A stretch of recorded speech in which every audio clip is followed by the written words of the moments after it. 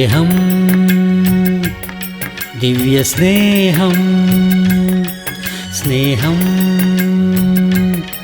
ദിവ്യസ്നേഹം. എൻ്റെ കയ്യിൽ പണമുണ്ട് എന്ന് പറയുന്നവർ കരമുയർത്താമോ? ഓക്കെ.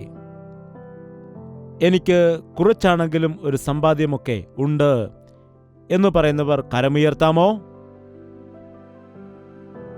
എനിക്ക് സമ്പാദ്യമൊന്നുമില്ല, എന്നാൽ എൻ്റെ ഭർത്താവ് പണം കൊണ്ടുവന്ന് എൻ്റെ കയ്യിലേൽപ്പിക്കും എന്ന് പറയുന്നവരും കരമുയർത്തുക. അതും നിന്റെ സമ്പാദ്യമല്ലേ.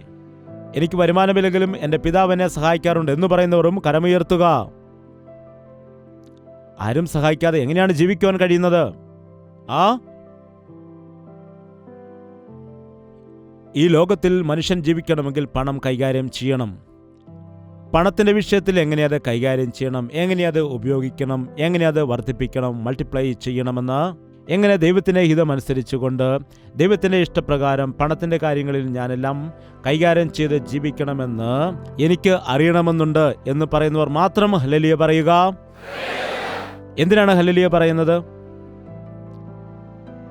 ഇന്ന് ഹല്ലേലൂയ പറയുന്നത് മാത്രം കേൾക്കും, അത് കേട്ട് പറയും. എന്തുകൊണ്ട് പറയുന്നു എന്നൊന്നും കേൾക്കത്തില്ല. എന്തുകൊണ്ടാണ്? എന്താണ്? ശരി, ഒരു കാര്യം മാത്രം മനസ്സിലാക്കുക. ഇപ്പോൾ പണം എല്ലാ സമയത്തും നിങ്ങളോട് കൂടെ ഇരിക്കില്ല. നിങ്ങൾ വാടകയ്ക്ക് ഒരു മുറിയെടുത്താൽ ആ മുറി നിങ്ങളുടെ സ്വന്തമാണോ? വാടകയ്ക്ക് ഒരു കടയെടുത്താൽ അത് നിങ്ങൾക്ക് സ്വന്തമാണോ? നിങ്ങൾക്ക് ഉപയോഗിക്കാൻ വേണ്ടി ആരെങ്കിലും ഒരു ബൈക്ക് തന്നു എന്നിരിക്കട്ടെ, അതുപോലെ തന്നെ നിങ്ങളുടെ കരങ്ങളിൽ വരുന്നതായ പണവും അത് കുറച്ച് സമയത്തേക്ക് മാത്രമേ, കുറച്ച് കാലത്തേക്ക് മാത്രമേ കാണുകയുള്ളൂ. അല്ലാതെ മരിക്കുന്നവരത്തെ കാണുമോ? ഇല്ല. ഈ പണം ഏതു സമയത്തും എന്നോട് കൂടെ കാണുകയില്ല. ഇതെന്നെ സ്വർഗത്തിലേക്ക് കൂട്ടിക്കൊണ്ടു പോകുന്നതല്ല. ഞാൻ മരിക്കുന്നതായ സമയത്ത് ഇത് എൻ്റെ കൂടെ വരില്ല എന്ന് നീ ഓർക്കണം. അപ്പോൾ മരണശേഷം നിന്റെ പണമൊക്കെ സമ്പാദിച്ചു വെച്ചത് എവിടെ പോകും? ചിന്തിച്ചു നോക്കുക. നീ പണം സ്വരുക്കൂട്ടി വെച്ചല്ലോ, അതെല്ലാം നീ മരിക്കുമ്പോൾ എവിടെ പോകും? പെട്ടെന്ന് പറയണ്ട, പതിയെ ആലോചിച്ച് പറഞ്ഞാൽ മതി. നമുക്ക് സമയമുണ്ടല്ലോ, പറയുക. എന്തു സംഭവിക്കും? ജീവിച്ചിരിക്കുമ്പോൾ മക്കൾക്ക് കൊടുത്തില്ല, ഭാര്യയോടും പറഞ്ഞിട്ടില്ല, എവിടെയൊക്കെ ചിട്ടി കൊടുത്തു എന്ന് ഭർത്താവിനും അറിയില്ല. അങ്ങനെ ഇരിക്കുമ്പോൾ ഒരാൾക്ക് ആക്സിഡന്റ് പറ്റി മരിക്കുന്നു. അദ്ദേഹം സമ്പാദിച്ചു കൂട്ടിയതെല്ലാം എവിടെ പോകും? ഞാൻ മരിക്കുകയില്ല, ഞാൻ മരിച്ചു പോവുകയില്ല എന്നാർക്കെങ്കിലും പറയാൻ കഴിയുമോ? എനിക്ക് ആക്സിഡന്റ് പറ്റില്ല, എനിക്ക് അറ്റാക്ക് വരില്ല. എന്താണ്? ഞാൻ പെട്ടെന്ന് മരിക്കുകയില്ല, മരിക്കുന്നതിന് മുൻപ് 6 മാസം മുമ്പ് ദൈവം എനിക്ക് വാണിംഗ് നൽകും, അപ്പോൾ ഞാനതെല്ലാം ചിലവാക്കും എന്ന് ആർക്കെങ്കിലും പറയുവാനായിട്ട് കഴിയുമോ? അതുകൊണ്ട് നീ മാറ്റിവെച്ചതായ പണം ആർക്ക് പോകും? എവിടെ പോകും? ഞങ്ങളുടെ മക്കൾക്ക് ലഭിക്കുമെന്ന് പറയും. നിങ്ങളുടെ മക്കൾ അടിച്ചു മാറ്റുമോ അതോ അവർ എടുക്കുമോ? മക്കൾ എടുക്കുമോ അതോ കലഹിക്കുമോ? 4 മക്കളുണ്ടെങ്കിൽ നിങ്ങൾ വെച്ചിരിക്കുന്ന പണത്തിന് വേണ്ടി എന്താണ് അവർ ചെയ്യുന്നത്? അവർ പരസ്പരം കലഹിക്കുകയില്ലേ? ആരും അറിയാതെ എടുക്കുവാൻ ശ്രമിക്കുകയില്ലേ? എന്താണ് ചെയ്യുന്നത്? നടക്കില്ലേ അങ്ങനെ? എന്താണെന്ന് നമുക്ക് അറിയുവാനായിട്ട് കഴിയില്ല. അതുകൊണ്ട് പണം ഒളിച്ചു വയ്ക്കുവാൻ, രഹസ്യമായിട്ട് ഒളിച്ചു വയ്ക്കേണ്ടതായ ആവശ്യം നമുക്കില്ല. അതാണ് മനസ്സിലാക്കണം. എന്താണ് ഒന്നാമത്തെ കാര്യം? പണം നിന്റേതല്ല, നിന്നോട് കൂടെ ഇരിക്കില്ല. അത് ആരുടേതാണ്? Government of India. അതിൽ തുറന്നു നോക്കുക. നമ്മുടെ രാജ്യത്ത് പുതിയ പുതിയ നിയമങ്ങളാണ് വരുന്നത്. നാളെ എപ്പോഴെങ്കിലും പറയുകയാണ് ഗവൺമെന്റിന്റെ പണമാണെങ്കിൽ അത് ഗവൺമെന്റിന്റെ തന്നെയാണ്. അങ്ങനെയുള്ള പുതിയൊരു നിയമം വരികയാണ് എന്നിരിക്കട്ടെ. അന്ന് 1000 രൂപയുടെ നോട്ട് നിരോധിച്ച സമയത്ത് എന്താണ് ചെയ്തത്? ആളുകൾ കുറെ പേർ കൊണ്ട് കളയുവാനിടയായി. അങ്ങനെ ഒരു പുതിയ നിയമം വരികയാണെങ്കിൽ എന്തു ചെയ്യും? എന്താണ് സംഭവിക്കുന്നത്? പറയുക, മറുപടി പറയുക. ഭയം വരികയാണ്. എന്താണ് സംസാരിക്കേണ്ടതെന്നാണോ? പണം ഒളിപ്പിച്ചു വെച്ചതിനെക്കുറിച്ച് ആലോചിച്ചുകൊണ്ടിരിക്കുകയാണ്. എന്തു ചെയ്യണമെന്നാണ് ആലോചിക്കുന്നത് എന്നാണ് പറയുന്നത്. പറയാം. ഒരു കാര്യം ആദ്യം ഓർക്കുക, നിങ്ങളുടെ പണം നിങ്ങളുടേത് അല്ല. രണ്ടാമതായിട്ട്, പണം നിന്റെ കയ്യിൽ വരുന്ന സമയത്ത് ദൈവത്തെ സ്തുതിക്കുക, സന്തോഷിക്കുക. ആരിൽ കൂടി പണം ലഭിച്ചാലും ഏത് കമ്പനിയിൽ കൂടി നിനക്ക് ലഭിച്ചാലും, ആരെങ്കിലും നിനക്ക് ഗിഫ്റ്റ് നൽകിയാലും, നിന്റെ സാലറി ലഭിച്ചാലും, നീ ആരിൽ കൂടി ലഭിച്ചാലും എന്താണ് ചെയ്തത്, അതിനെക്കുറിച്ച് ആ ദൈവത്തെ സ്തുതിച്ചുകൊണ്ട് സന്തോഷിക്കുക. ഒരുപക്ഷെ ഇവിടെ പണം എല്ലാവർക്കും പങ്കുവെച്ച് കൊടുക്കുകയാണെങ്കിൽ നിങ്ങളുടെ കണ്ണുകൾ എവിടെയായിരിക്കും? നിങ്ങൾ വാങ്ങിയ പണത്തിലായിരിക്കുമോ, അതോ അവിടെ വെച്ചിരിക്കുന്ന പണക്കെട്ടിൽ ആയിരിക്കുമോ? ഒരു കെട്ട് നോട്ട് അവിടെ ഇരിക്കുമ്പോൾ അതിൽ നിന്ന് ഒരു നോട്ട് മാത്രം തന്നാൽ നിങ്ങളുടെ നോട്ടം എങ്ങനെയായിരിക്കും? എന്താണ്? അതുപോലെ തന്നെ ഞാൻ മറ്റൊരു കാര്യം ശ്രദ്ധിച്ചിട്ടുണ്ട്. നിങ്ങൾക്ക് പണം നൽകുന്ന സമയത്ത് മറ്റൊരാൾക്ക് കൊടുത്തെന്ന് വിചാരിക്കുമോ? നിങ്ങളുടെ പണം നോക്കാതെ അടുത്ത വ്യക്തിയുടെ പണമാണ് നോക്കുന്നത്. ഒന്നിനും കൊള്ളാത്ത ബുദ്ധി. ഇന്ന് മനുഷ്യർക്കതാണ്. താലന്ത് വാങ്ങിയതായ അവനും അതാണ് തോന്നിയത്. മറ്റവന് 5 കൊടുത്തു, മറ്റവന് 2 കൊടുത്തു. എനിക്ക് 20 നൽകുമെന്നാണ് വിചാരിച്ചത്. 1 തന്നപ്പോൾ മുഖം കറുപ്പിക്കാനിടയായി. എന്താണ്? നിങ്ങൾക്ക് മറ്റുള്ളവർ കിട്ടിയത് നോക്കുന്നത് അനാവശ്യമാണ്. മറ്റുള്ളവർക്ക് എത്ര കിട്ടുന്നു എന്ന് നോക്കി കമ്പയർ ചെയ്യേണ്ടതായ ആവശ്യമില്ല. ചിലർക്ക് കൂടുതൽ കിട്ടും, ചിലർക്ക് കുറവായിരിക്കും, ചിലർക്ക് ദൈവം കൂടുതൽ കൊടുക്കും. താരതമ്യം ചെയ്യാൻ പാടില്ല, അസൂയപ്പെടുവാൻ പാടില്ല. മറ്റുള്ളവരുമായിട്ട് താരതമ്യം ചെയ്യരുത്. അവർക്ക് കൂടുതൽ ലഭിക്കുമ്പോൾ അതുമായിട്ട് താരതമ്യം ചെയ്യരുത്, അവരുടേത് ആശിക്കരുത്. ആഹാബ് രാജാവിനെ നോക്കുക. രാജാവാണ്, ഇഷ്ടത്തിന് സമ്പാദ്യമുള്ള വ്യക്തി. എന്നാൽ അടുത്ത് നാബോത്തിന് ചെറിയ ഒരു മുന്തിരിത്തോട്ടമുണ്ടായിരുന്നു. അതുതന്നെ വേണമെന്ന് പറഞ്ഞു. പോട്ടെ, വേണമെന്ന് പറഞ്ഞ് ചോദിച്ചപ്പോൾ പറഞ്ഞു, ഇതെൻ്റെ പിതാക്കന്മാരുടേതാണ്, ഞങ്ങളിത് വിൽക്കുകയില്ല. ശരി, കൊടുക്കണ്ട, നീ തന്നെ അനുഭവിച്ചെന്ന് പറഞ്ഞുകൂടെ? അത് കേട്ട് മുഖം കറുപ്പിച്ച് കിടക്കുവാനിടയായി. എന്തൊരു അസുഖമാണിത്! അവന് സ്വന്തം ഭവനമില്ലേ? നോക്കണം, രാജാവാണവൻ. അതുപോലെ ഈ ദിവസവും മറ്റുള്ളവർക്ക് എന്ത് ലഭിച്ചാലും നിനക്കെന്താണ് അസൂയ ഉണ്ടാകുന്നത്? അതായത് നിന്റെ മനസ്സെപ്പോഴും പണത്തിന്റെ മേലാണുള്ളത്. ആർക്കെങ്കിലും കൂടുതൽ പണം ലഭിച്ചാൽ അവരോട് അസൂയപ്പെടാനിടയാകും. അങ്ങനെ അസൂയപ്പെടരുത്. നീ ദൈവത്തെ സ്തുതിക്കുക. നിനക്ക് ലഭിച്ചതോർത്ത് തൃപ്തിയോടെ ആയിരിക്കുക. ഞാൻ എപ്പോഴും ദൈവത്തെ സ്തുതിക്കുകയാണ്. മറ്റുള്ള ദൈവദാസന്മാരുമായിട്ട് ഞാൻ കമ്പയർ ചെയ്യാറില്ല.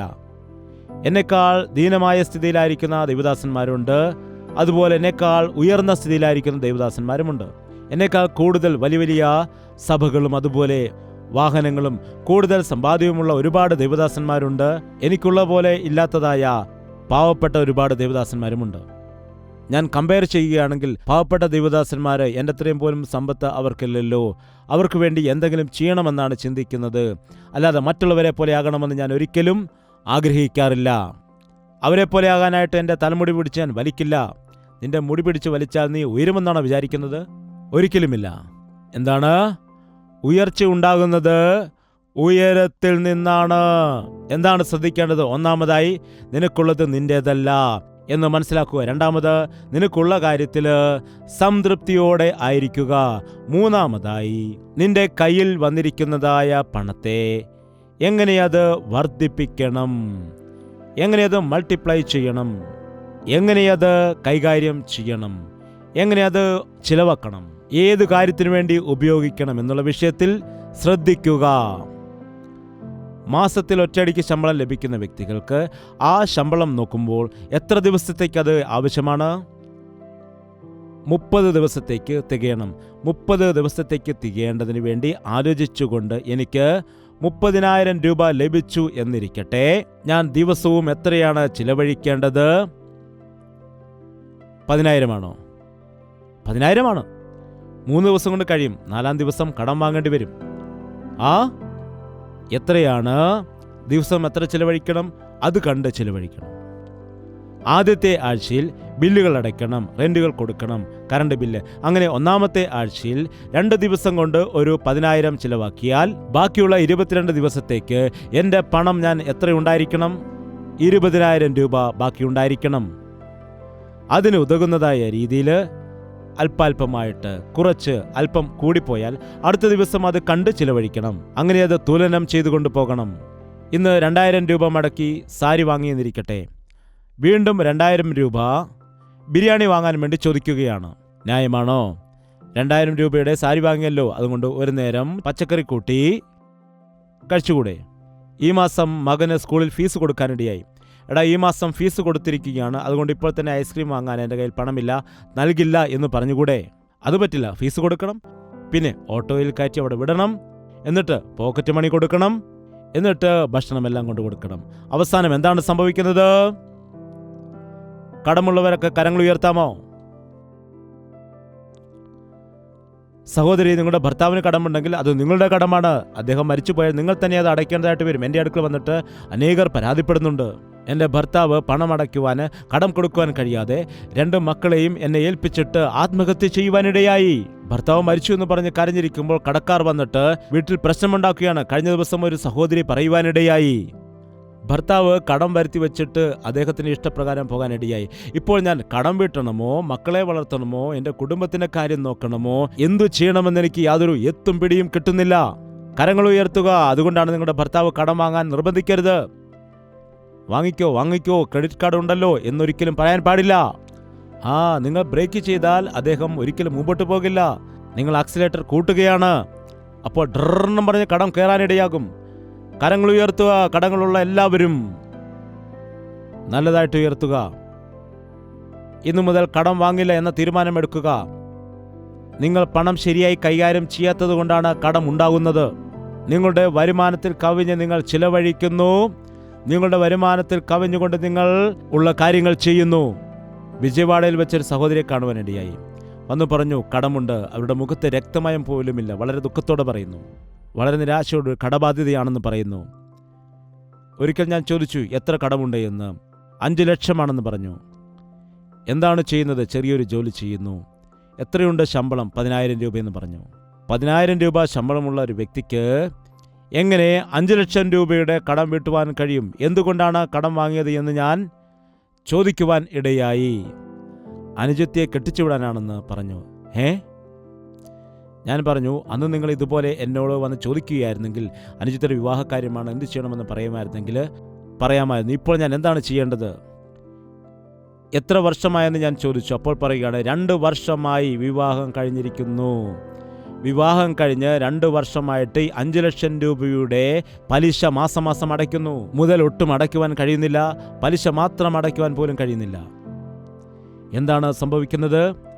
ഇത് അജ്ഞാനമാണോ, ജ്ഞാനമാണോ? പണമില്ലാതിരിക്കുമ്പോൾ നാട്ടുകാരെ എല്ലാം വിളിച്ച് ആഘോഷിക്കേണ്ട കാര്യമുണ്ടോ? 10 പേരെ വിളിച്ചാൽ മാത്രം പോരെ നിന്റെ വിവാഹത്തിന്? അല്ലെങ്കിൽ ഇന്ന് സാരി നോക്കിയാൽ പട്ടുസാരി പോലും ഡ്യൂപ്ലിക്കേറ്റ് കിട്ടും. 10,000 രൂപയുടെ സാരിക്ക് തക്കവണ്ണം അതിന് തിളക്കമുണ്ടാകും. അങ്ങനെയുള്ള പട്ടുസാരി നീ ഉടുത്താൽ പോരെ? എന്തുകൊണ്ട് 20,000 രൂപയുടെ സാരി വാങ്ങിക്കുന്നു? അതുപോലെ ആഭരണങ്ങളുടെ കാര്യങ്ങളും അതാണ്. 100-200 രൂപയ്ക്കൊക്കെ ലഭിക്കാനിടയാകും. ഒരാൾ പറയാറുണ്ടായി, 2 കോടി രൂപയാണ് ഡയമണ്ട് നെക്ലേസിന്. എന്തിനാണ്? 2 കോടിയുടെ ആവശ്യമില്ല, 200 രൂപ കൊടുത്താൽ മതി. ലൈറ്റ് ഇട്ടാൽ അതിനേക്കാൾ ടകടകടാന്ന് വെട്ടിത്തിളങ്ങും. അത് വിവാഹ ദിവസം മാത്രമല്ല ഇത് ധരിക്കുന്നത്, എല്ലാ ദിവസവും ധരിക്കില്ലല്ലോ. എന്തിനു വേണ്ടിയാണ്? അതിനുവേണ്ടി എന്തുകൊണ്ടാണ് ഈ ആഡംബരങ്ങൾ കാണിക്കുന്നത്? അതിനുവേണ്ടി അനാവശ്യമായ ചിലവുകൾ വരുത്തിവെക്കുന്നു. അറിവില്ലായ്മ. എന്താണ്? പണം കൈകാര്യം ചെയ്യുന്നതിൽ പ്രാഗൽഭ്യമുള്ള വ്യക്തി പണത്തിൻ്റെ മോഹത്തിൽ വീഴില്ല, തന്മൂലമുണ്ടാകുന്ന പ്രശ്നങ്ങളിൽ വീഴില്ല, പ്രശ്നങ്ങളിൽ അകപ്പെടില്ല, പ്രതികൂലത്തിൽ പെടില്ല. നിന്റെ വരുമാനം അനുസരിച്ചുകൊണ്ട് നീ ജീവിക്കുക, ചിലവഴിക്കുക. ഒരു ദിവസം കൂടുതൽ ചിലവഴിക്കുകയാണെങ്കിൽ ശ്രദ്ധിക്കുക, 2-ാമത്തെ ദിവസം നീ എന്ത് ചെയ്യണം? കുറച്ച് ചിലവഴിക്കുക. ഏറ്റവും പ്രധാനം, 5 അപ്പത്തെയും 2 മീനിനെയും അനുഗ്രഹിച്ചതായ ദൈവം വിധവയുടെ വീട്ടിലെ എണ്ണയെയും മാവിനെയും അനുഗ്രഹിച്ചതായ ആ ദൈവത്തിൻ്റെ സന്നിധിയിലേക്ക് ഏൽപ്പിച്ചു കൊടുത്ത് നീ പ്രാർത്ഥിക്കുക. ഇത് തികയുമോ എന്ന് ചോദിക്കുവാൻ പാടില്ല. ഇത് കർത്താവിൻ്റെ കരങ്ങളിൽ ഏൽപ്പിച്ചു കൊടുക്കുമ്പോൾ നിനക്ക് തികയത്തക്ക രീതിയിൽ അവൻ ചെയ്യാനിടയാകും. നിനക്ക് തൃപ്തി നൽകും. എല്ലാ തവണയും ഞാൻ ഓഫറിങ്സ് എണ്ണുന്ന സമയത്ത് അതിൻ്റെ അടുത്തിരുന്നു കൊണ്ട് ബില്ലുകൾ എത്ര അടയ്ക്കണമെന്ന് കണക്ക് കൂട്ടി പ്രാർത്ഥിക്കുന്ന സമയത്ത് അതിന് തികയുന്നതായ തരത്തിൽ ലഭിക്കുവാൻ ഇടയാകും. എണ്ണുവാൻ വേണ്ടി ആരെയെങ്കിലും ഏൽപ്പിച്ചെണ്ണുകയാണെങ്കിൽ, മറിച്ച് മറ്റുള്ളവരെ ആരെങ്കിലും ഏൽപ്പിച്ച് ഞാൻ നോക്കാതിരിക്കുകയാണെങ്കിൽ ആ പണം അത് തികയത്തില്ല. അതേ ആളുകൾ തന്നെ, അതേ ഓഫറിംഗ് പാത്രം, അതേ വ്യക്തികൾ തന്നെ. എന്നാൽ നീ പ്രാർത്ഥിക്കാതെ, ഒരു വിശ്വാസം ഇല്ലാതെ, ദൈവത്തിൽ നീ ആശ്രയം ഇല്ലാതെ നിന്റെ പണം നീ ചെലവഴിക്കാൻ ശ്രമിച്ചാൽ അത് മതിയാകില്ല. നിന്റെ പണം നീ കൈകാര്യം ചെയ്യാൻ ശ്രമിക്കൂ. 1-ാമത്തെ പോയിന്റ് എന്താണ്? വേഗം പറയുക. ഈ പണം നമ്മുടേതല്ല. ഈ പണത്തിന് വേണ്ടി അനാവശ്യമായിട്ട് ഭാരപ്പെടേണ്ട കാര്യമില്ല. പോയെങ്കിൽ പോകട്ടെ, പോയാൽ അത് തിരിച്ചു കിട്ടും. പോയാൽ ആ പണം തിരികെ കിട്ടുമോ? നീ കൊടുത്താൽ നിനക്ക് തിരികെ കിട്ടുമോ? തിരികെ കിട്ടും. 2-ാമത്, ലഭിച്ച പണത്തിൽ സംതൃപ്തിയുള്ളവനായിട്ട് ജീവിക്കുക. ഇത് മൾട്ടിപ്ലൈ ചെയ്യുവാൻ വേണ്ടി, വർദ്ധിപ്പിക്കുന്നതിന് വേണ്ടി അനാവശ്യമായ കാര്യങ്ങൾ നീ ചെയ്യുവാനായിട്ട് പാടില്ല എന്ന് പറയുന്നു. നന്ദിയോടുകൂടി നിനക്ക് ലഭിച്ച പണത്തെ ഓർത്ത് ദൈവത്തെ സ്തുതിക്കുക. അടുത്തത്, ലഭിച്ച പണം നീ ചിലവഴിക്കണം. അത് കൂടെ വയ്ക്കാനുള്ളതല്ല, ചിലവഴിക്കണം. പണം എന്താണ്? കുറച്ച് ഇൻവെസ്റ്റ് ചെയ്യണം, ആവശ്യങ്ങൾ നിറവേറ്റണം കുറച്ച്. അതിനുശേഷം നമ്മുടെ ആവശ്യങ്ങൾ എന്താണെന്ന് കണ്ടറിഞ്ഞിട്ട് ശേഷം നമുക്ക് മുതൽ മുടക്കേണ്ടതുണ്ട്. എന്താണ് ഇത്? ഞാൻ എങ്ങനെ കൈകാര്യം ചെയ്യണമെന്ന് ദൈവത്തിൻ്റെ അടുക്കൽ ചോദിക്കണം. ഒരു കാര്യം മാത്രം ഓർക്കണം, ഒരിക്കൽ പോലും നിങ്ങൾ മനുഷ്യരെക്കാൾ കൂടുതൽ പണത്തെ സ്നേഹിക്കരുത്. പണം പോയെങ്കിൽ പോട്ടെ, എൻ്റെ അമ്മയെ എനിക്കൊരിക്കലും നഷ്ടപ്പെടുവാനായിട്ട് പാടില്ല. പണം പോയെങ്കിൽ പോട്ടെ, എൻ്റെ കുഞ്ഞിനെ നഷ്ടപ്പെടാൻ പാടില്ല. പണം പോയെങ്കിൽ പോട്ടെ, എൻ്റെ ഭർത്താവിനെ എനിക്ക് വേണം. പണം പോയെങ്കിൽ പോട്ടെ, എൻ്റെ ഭാര്യയാണ് എനിക്ക് പ്രധാനം. എൻ്റെ ഭാര്യയാണ് പണത്തേക്കാൾ എനിക്ക് പ്രധാനമായിട്ട് ഉള്ളത്. അതുപോലെ സഹോദരങ്ങൾ, എൻ്റെ ചേട്ടനാണ് എനിക്ക് പ്രധാനം, പണമല്ല. പണത്തിൻ്റെ പേര് പറഞ്ഞ് ഞങ്ങൾ ഒരിക്കലും പരസ്പരം എതിർക്കുവാനോ പരസ്പരം പിണങ്ങുവാനോ ഇടയാവുകയില്ല, കലഹിക്കില്ല പണത്തിൻ്റെ പേര് പറഞ്ഞ്. ഈ കാലത്ത് എത്ര ആളുകളുണ്ട്, ഭാര്യ വീട്ടിൽ നിന്ന് പണം കൊണ്ടുവന്നില്ല എന്ന് പറഞ്ഞിട്ട് സ്വന്തം വീട്ടിലേക്ക് പറഞ്ഞു വിടുന്നുണ്ട്. പണവിഷയത്തിൽ സ്വന്തം താല്പര്യം ചെയ്യുന്നതായ എത്രയോ ആളുകളുണ്ട്. പിണക്കങ്ങൾ സംഭവിക്കുന്നു, ബന്ധങ്ങൾ ഛിന്നഭിന്നമായി പോകുന്നു. മാതാപിതാക്കൾ മക്കളെ ഒഴിവാക്കുന്നു, മക്കൾ മാതാപിതാക്കളെ ഒഴിവാക്കുന്നു. പണത്തിനെ ഒരിക്കലും സ്നേഹിക്കാൻ പാടില്ല. മനുഷ്യരെ സ്നേഹിക്കുക. നിങ്ങൾ കേൾക്കുന്നുണ്ടോ? കേൾക്കുന്നില്ലേ?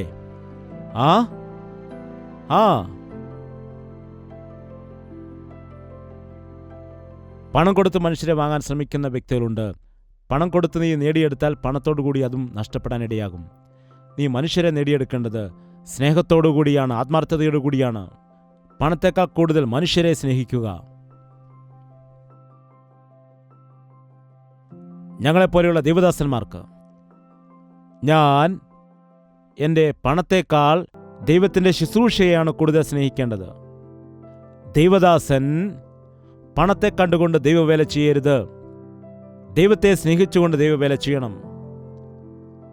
ദൈവവേലയാണ് എനിക്ക് പ്രധാനപ്പെട്ടത്. എനിക്ക് ലാഭമാണോ നഷ്ടമാണോ, എത്ര മുടക്കിയാൽ എനിക്ക് ലാഭം കിട്ടും, ഭവന സന്ദർശനത്തിന് പോയാൽ അവരെത്ര നൽകും, ഈ ഭവന സന്ദർശനത്തിന് പോയാൽ അവരെത്ര നൽകും, ഈ മീറ്റിങ്ങിന് പോയാൽ എനിക്ക് എത്ര ലാഭം ലഭിക്കാനിടയാകും എന്ന ഉദ്ദേശത്തോടുകൂടി അങ്ങനെയുള്ള മീറ്റിങ്ങിലേക്ക് എൻ്റെ ഡേറ്റുകൾ ഞാൻ കൊടുത്താൽ ഞാൻ ബുദ്ധിയില്ലാത്തവനായി തീരും. ഞാൻ ദൈവത്തിൻ്റെ ദാസനാണ്, ഒരിക്കലും പണത്തിൻ്റെ ദാസനല്ല. ഇന്ന് അനേകരും ദൈവത്തിൻ്റെ ദാസന്മാരല്ല, പണത്തിൻ്റെ ദാസന്മാരാണ്. പണത്തേക്കാൾ കൂടുതൽ ദൈവത്തെ സ്നേഹിക്കുക. ദൈവത്തിനു വേണ്ടി പണം നഷ്ടമാക്കുവാനും മടി കാണിക്കരുത്. പൗലോസ് പണത്തെ ചപ്പെന്നും ചവറെന്നും എണ്ണി. മിസ്രൈമ്യ ധനത്തേക്കാൾ ക്രിസ്തുവിന്റെ നിന്ന ചുമക്കുന്നത് വലിയതായിട്ട് മോശ കണ്ടു. ഇന്ന് അങ്ങനെ പറയുന്നവർ ഇല്ല. എനിക്ക് ഓവർ ടൈം ആവശ്യമില്ല, എനിക്ക് മെമ്മോ ആവശ്യമില്ല, എനിക്ക് കൂടുതൽ ശമ്പളം കിട്ടിയില്ലെങ്കിലും ഞാൻ പ്രാർത്ഥന മുടക്കുകയില്ല എന്ന് പറയുന്നവർ എത്ര പേരുണ്ട്? എനിക്ക് എക്സ്ട്രാ മണി ആവശ്യമേ ഇല്ല, ഞാൻ കർത്താവിൻ്റെ നാമത്തിന് വേണ്ടി ആ മീറ്റിങ്ങിന് വേണ്ടി സ്വന്തം പണം ചിലവഴിച്ചിട്ട് പോകാനിടയാകും, നഷ്ടമായാലും കുഴപ്പമില്ല എന്ന് പറയുന്നവർ. ദൈവം അങ്ങനെയുള്ളവരെ അനുഗ്രഹിക്കുമാറാകട്ടെ. ഒന്നാമതായിട്ട് എന്താണ് പറഞ്ഞത്? പണം നിന്റേതല്ല. രണ്ടാമതായിട്ട് ഉള്ളതുകൊണ്ട് തൃപ്തിപ്പെടുക. മൂന്നാമതായി നിന്റെ പണം നീ എങ്ങനെയാണ് ചിലവഴിക്കേണ്ടത്, എങ്ങനെ കൈകാര്യം ചെയ്യണം, എങ്ങനെ കാര്യങ്ങൾ നോക്കണമെന്ന് ചോദിക്കുക. നാലാമതായി പണത്തേക്കാൾ അധികമായി മനുഷ്യരെ, സ്വന്തക്കാരെ, ബന്ധുക്കാരെ സ്നേഹിക്കുക. അഞ്ചാമതായി പണത്തേക്കാൾ കൂടുതൽ ദൈവത്തെ സ്നേഹിക്കുക, ദൈവത്തിൻ്റെ വേലയെ, ദൈവത്തിൻ്റെ ആലയത്തെ സ്നേഹിക്കുക. അതിനുശേഷം ആറാമതായിട്ട് നിനക്കുള്ളതായ പണം മറ്റുള്ളവർക്കും കൂടി പങ്കുവയ്ക്കുവാൻ പഠിക്കുക. പിശുക്കനായിട്ട് ഇരിക്കുവാൻ പാടില്ല. എന്താണ് ചെയ്യേണ്ടത്? എന്താണ് പറയുക? പങ്കുവയ്ക്കുമ്പോൾ എല്ലാവർക്കും വീതിച്ച് നീ കൊടുക്കണമെന്നല്ല പറയുന്നത്. നീ ആഹാരം കഴിക്കുമ്പോൾ അവർക്കും കൂടെ വാങ്ങിക്കൊടുക്കൂ. ഒരാൾക്ക് ആവശ്യമുള്ളപ്പോൾ കുറച്ച് പണം കൊടുത്ത് സഹായിക്കുക. നീ കടം വാങ്ങിക്കൊടുക്കുവാൻ പറയുന്നില്ല. നിന്റെ കയ്യിലുള്ള പണത്തിൽ നിന്ന് നീ ഉണ്ടെങ്കിൽ കൊടുക്കുക മാത്രം ചെയ്താൽ മതി. നീ മറ്റുള്ളവരെ സഹായിച്ചുകൊണ്ട് നിനക്കുണ്ടായിരിക്കുന്ന പണം അവർക്കും ഉപയോഗപ്രദമാക്കാൻ ചെയ്യുക. ഞങ്ങൾ ബൈബിൾ കോളേജിൽ പഠിച്ച സമയത്ത് ചായ കുടിക്കാൻ പോകുമ്പോൾ സമയത്ത് സംസാരിക്കും. എന്താണ് ചോദിക്കുന്നതെന്ന് വെച്ചാൽ, എന്താണ് അമേരിക്കൻ ടൈപ്പാണോ അതോ ഇന്ത്യൻ ടൈപ്പാണോ എന്ന് ചോദിക്കും. ഇന്ത്യൻ ടൈപ്പാണ് ഞങ്ങൾ വരില്ല എന്ന് ചിലർ പറയും. അമേരിക്കൻ ടൈപ്പാണെങ്കിൽ വരാമെന്ന് പറയും. ഇപ്പോൾ അമേരിക്കൻ ടൈപ്പ് എന്നൊക്കെ പറഞ്ഞല്ലോ, ഇതിൻ്റെ അർത്ഥം എന്താണെന്ന് വെച്ചാൽ, അമേരിക്കൻ ടൈപ്പ് എന്ന് പറഞ്ഞാൽ എല്ലാവരും അവരവർ കഴിച്ചതിൻ്റെ പണം കൊടുക്കണം. ഇന്ത്യൻ ടൈപ്പ് എന്ന് പറഞ്ഞാൽ വിളിച്ചവൻ തന്നെ എല്ലാവരുടെയും പണം കൊടുക്കണം. എന്താണ്?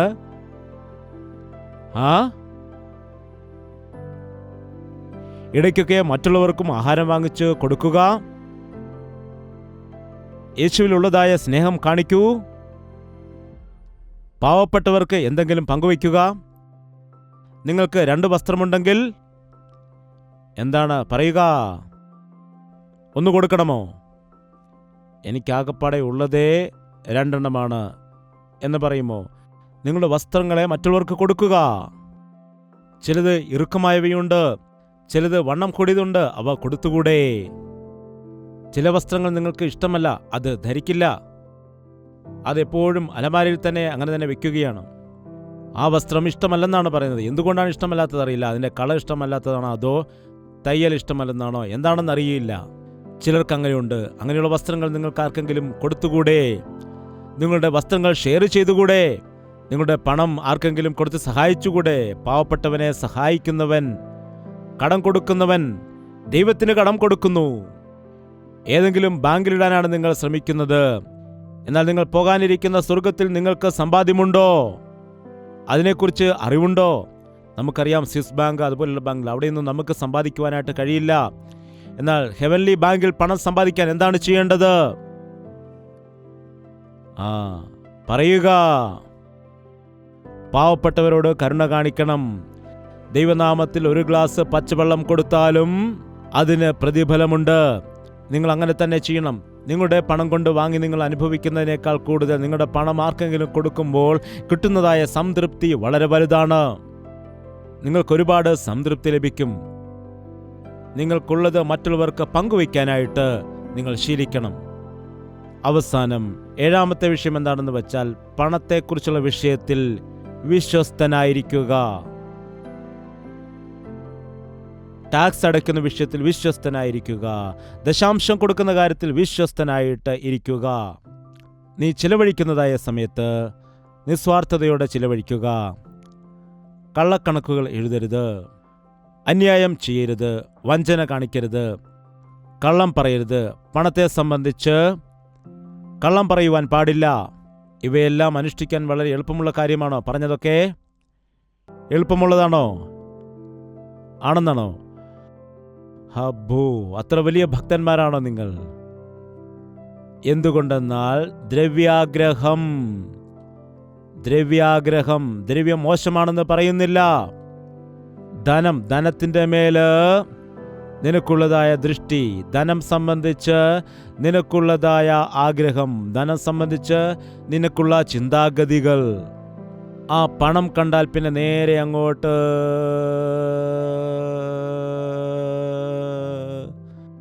ചെന്നിട്ട് താഴെ കുഴിയിൽ വീഴും. അത് ചപ്പാണ്, ചവറാണ്. അതിനെ ആഗ്രഹിക്കില്ല, അതിനു വേണ്ടി പോകില്ല. അതിനെ ഞാൻ കാൽച്ചുവട്ടിൽ ചവിട്ടുമെന്ന് ജോൺ വെസ്ലി എന്ന ഭക്തൻ പറഞ്ഞു. കോടിക്കണക്കിന് പണം ശുശ്രൂഷയ്ക്ക് വേണ്ടി ചെലവഴിച്ചു. മരിക്കുന്നതായ സമയത്ത് അദ്ദേഹത്തിൻ്റെ പോക്കറ്റിൽ കുറച്ച് ചില്ലറ പൈസ മാത്രമായിരുന്നു ഉണ്ടായിരുന്നത്. എൻ്റെ പോളിസി എന്താണെന്ന് വെച്ചാൽ, എത്ര പണം വേണമെങ്കിലും നിന്റെ കയ്യിൽ നിന്ന് നിനക്ക് ചിലവഴിക്കാൻ കഴിയും, എന്നാൽ നിന്റെ കയ്യിൽ വയ്ക്കുവാൻ പാടില്ല.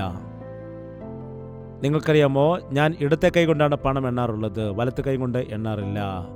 അത് കണ്ടപ്പോൾ ഒരു ബിസിനസ്മാൻ എന്നോട് പറയാനിടയായി, നിങ്ങൾക്ക് കൊടുക്കുന്നതിനനുസരിച്ച് പണം കിട്ടിക്കൊണ്ടേയിരിക്കും. ആ വിഷയം എനിക്ക് അറിയില്ലായിരുന്നു കേട്ടോ. നിങ്ങൾ ഇടം കൈകൊണ്ട് കൊടുക്കുമ്പോൾ വലം കൈയിലേക്ക് വന്നുകൊണ്ടേയിരിക്കും. എന്നാൽ വലത് കൈ കൊണ്ട് എണ്ണുന്ന വ്യക്തിക്ക് എന്താണ് സംഭവിക്കുന്നത്? അതുതന്നെ എണ്ണിക്കൊണ്ടിരിക്കുകയാണ്, വീണ്ടും അത് തന്നെ എണ്ണിക്കൊണ്ടിരിക്കുകയാണ്. ഒരു 10,000 രൂപ 10 പ്രാവശ്യം എണ്ണിയാൽ എത്രയാവും? 1,00,000. നിന്റെ കയ്യിൽ എത്രയുണ്ട്? 10,000 ഉള്ളൂ. പണത്തിന് വേണ്ടി ആഗ്രഹിക്കേണ്ട കാര്യമില്ല. പണം സമ്പാദിച്ചു വെക്കണം. എന്തെങ്കിലും ആവശ്യത്തിന് വേണ്ടി പണം സ്വരുക്കൂട്ടി വെക്കേണ്ടത് ആവശ്യമാണ്. പണത്തിൻ്റെ മേൽ ആശ വയ്ക്കരുത്. ഒരുവൻ്റെ സമ്പാദ്യം എവിടെയാണോ അവിടെയാകുന്നു അവൻ്റെ മനസ്സ്. ദൈവത്തെയും മാമോനെയും ഒരിക്കലും ഒരുമിച്ച് സേവിക്കുവാൻ ആർക്കും കഴിയില്ല. ഇന്നു മുതൽ പണം സംബന്ധിച്ചുള്ള വിഷയത്തിൽ നമുക്ക് വിശ്വസ്തരായിട്ടിരിക്കാം. എല്ലാവർക്കും ഇപ്പോൾ പ്രാർത്ഥിക്കാം. നമ്മുടെ ഭക്തിക്ക് പണം തടസ്സമായി നിൽക്കുന്നുവോ? നമ്മുടെ സമ്പാദ്യം തടസ്സമായി നിൽക്കുന്നുവോ? സാമ്പത്തിക ബുദ്ധിമുട്ടുകളിൽ നാം കുടുങ്ങിക്കിടക്കുകയാണോ? തന്മൂലം ആത്മീയമായി വളരുവാൻ കഴിയുന്നില്ലേ? അവിവേകത്താൽ ചെയ്തതായ കടങ്ങൾ, അവിവേകം കൊണ്ട് എടുത്തതായ തീരുമാനങ്ങൾ ഇന്ന് നമ്മെ ദുഃഖത്തിൽ മുക്കുകയാണോ ചെയ്യുന്നത്? അതുകൊണ്ടാണോ ആത്മീയമായി വളരുവാൻ കഴിയാത്തത്? ഇന്ന് പരിശോധിക്കാം. പ്രാർത്ഥന. പരിശുദ്ധനായ സ്നേഹമുള്ള പിതാവേ, ഒരിക്കൽ കൂടി നിന്റെ പാദപീഠത്തിലേക്ക് വരികയാണ്. നിന്റെ വിശുദ്ധ രക്തത്തെ ഞങ്ങളിലേക്ക് നീ ഒഴുക്കുമാറാകണമേ. ഈ സമയത്ത് ഞങ്ങളുടെ പണം എങ്ങനെ ചിലവഴിക്കണമെന്ന്, പണത്തിനെ എങ്ങനെ പ്രയോജനകരമായി തീർക്കണമെന്ന് ലോകക്കാർ എല്ലാവരും ഈ കാലത്ത് പണം പണം പണം എന്ന് പറഞ്ഞ് നടക്കുന്നു. ഞങ്ങൾക്കും അതേ ആഗ്രഹവും അതേ ഇഷ്ടവും ഞങ്ങളിൽ ഉണ്ടാകാതിരിക്കാൻ സഹായിക്കുമാറാകണമേ. സ്വർഗത്തിൽ ഞങ്ങളുടെ നിക്ഷേപം സ്വരുക്കൂട്ടുവാനായി കർത്താവ് നൽകുന്ന ആത്മീയ അനുഗ്രഹങ്ങളിൽ, സ്വർഗീയ അനുഗ്രഹങ്ങളിൽ കണ്ണുവയ്ക്കാൻ ഞങ്ങളെ സഹായിക്കണം. കർത്താവ് നൽകുന്ന സ്വർഗരാജ്യത്തിൻ്റെ മേൽ ദൃഷ്ടി വയ്ക്കുവാൻ ഞങ്ങളെല്ലാവരെയും സഹായിക്കണമേ. ഈ ലോകത്തിൽ നീ ഞങ്ങളെ അനുഗ്രഹിക്കുന്നതായ ദൈവമാണ്. ഞങ്ങളുടെ ആവശ്യങ്ങൾ നിറവേറ്റുന്ന ദൈവമാകുന്നല്ലോ. ഞങ്ങളുടെ ആഗ്രഹങ്ങൾ നിറവേറ്റുന്ന ദൈവമാണല്ലോ. ഞങ്ങളുടെ ആവശ്യങ്ങളെല്ലാം നീ ചെയ്തു തരുന്നുവല്ലോ. ഞങ്ങൾക്ക് ആവശ്യമുള്ളതെല്ലാം തക്ക സമയത്ത് നൽകുന്ന ദൈവമാകുന്നല്ലോ. അതിനുള്ള വിശ്വാസം ഞങ്ങൾക്ക് നൽകണമേ. എനിക്കത് ലഭിച്ചു, അതെനിക്ക് മതി എന്നുള്ള വിശ്വാസം, തൃപ്തി ഞങ്ങൾക്ക് നൽകണമേ. കർത്താവെ, നിന്നെ മാറ്റി നിർത്തുവാൻ ഒരിക്കലും ഞങ്ങളെ ഇടയാക്കരുതേ അപ്പാ. മനുഷ്യരെയെല്ലാം അകറ്റി നിർത്തി ലോകത്തിൽ എന്തോ സമ്പാദിക്കാൻ വേണ്ടി ആശിക്കുന്നതിനേക്കാൾ കർത്താവെ, നിന്റെ സന്നിധിയിൽ ഞങ്ങളെ തന്നെ സമർപ്പിക്കുന്നത് എത്രയോ നല്ലതാണ്. നിനക്ക് വേണ്ടി സമർപ്പിക്കാൻ ഞങ്ങളെ സഹായിക്കണമേ. നീയാണല്ലോ ഞങ്ങളുടെ ആശ്രയം. നീ ഞങ്ങളുടെ ആശ്രയവും ഞങ്ങളുടെ സങ്കേതവും ഞങ്ങളുടെ കോട്ടയും ഞങ്ങളുടെ ശൈലവുമാകുന്നു. ഞങ്ങളുടെ സമസ്തവുമായ നിന്നിൽ പൂർണ്ണമായി ആശ്രയിക്കാൻ ഞങ്ങളെ സഹായിക്കണമേ. ഞങ്ങളെ തന്നെ ഞങ്ങൾ വഞ്ചിച്ചു കളയാതെ കർത്താവെ, പൂർണ്ണമായി നിന്നിൽ ആശ്രയിക്കുവാൻ ഞങ്ങളെല്ലാവരെയും സഹായിക്കണം. നിന്നിൽ വിശ്വാസം അർപ്പിക്കുന്നതിന് വേണ്ടി, നിന്നിൽ ദൃഷ്ടി അർപ്പിച്ചുകൊണ്ട് ഈ ലോകത്തിൽ ജീവിച്ചു പോകുവാനായിട്ട്, ഉള്ളതുകൊണ്ട് തൃപ്തിയോടെ ജീവിക്കുവാനായിട്ട്, ദൈവം ഞങ്ങൾക്ക് നൽകിയതിനെ ഓർത്ത് സന്തോഷിക്കുവാനായിട്ട്, ദാരിദ്ര്യത്തിൽ ഇല്ലായ്മയിൽ ആയിരിക്കുന്ന പാവപ്പെട്ട ആളുകൾക്ക് സഹായം ചെയ്യുവാനായി ദൈവഹിതപ്രകാരമുള്ള ഭക്തി ഞങ്ങൾക്ക് എല്ലാവർക്കും നൽകുമാറാകണമെന്ന് യേശുക്രിസ്തുവിന്റെ നാമത്തിൽ അപേക്ഷിക്കുന്നു പിതാവേ. ആമേൻ. യേശുവേ യേശുവേ യേശുവേ യേശുവേ യേശുവേ യേശുവേ യേശുവേ യേശുവേ നിന്നെ നിന്നെ എന്നും ഞാൻ സേവിക്കും. നീ മാത്രം രാജാവെന്നും. നിന്നെ നിന്നെ എന്നും ഞാൻ സേവിക്കും. നീ മാത്രം രാജാവെന്നും. യേശുവേ യേശുവേ യേശുവേ യേശുവേ യേശുവേ യേശുവേ യേശുവേ യേശുവേ യേശുവേ യേശുവേ യേശുവേ